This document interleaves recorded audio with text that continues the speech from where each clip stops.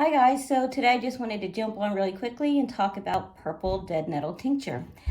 Just a disclaimer, I'm not a medical professional. I don't work in the health industry at all. This is just what works for me, so I'm not giving you advice or telling you what to do. Um, Whoops, I'm about to knock them over.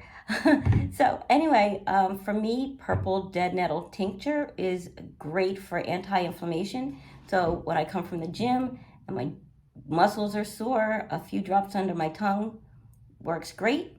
I also use it for as an antihistamine.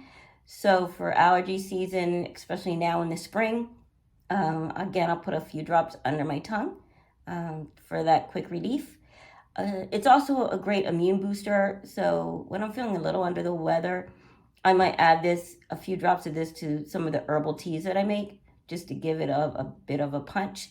And then also for bug bites, I use this topically. I just put some of the tincture on my arm or wherever the bug bite is to take away the itching. And so you may be wondering why I have this bottle of vodka here.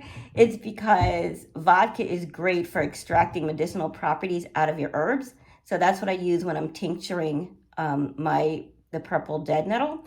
It's also a great preservative, so it helps the tincture to last pretty long time. In fact, these bottles are actually ones that I tinctured last spring.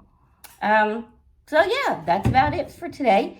Just really quick, wanted to hop on. Hope you give it a try, and cheers.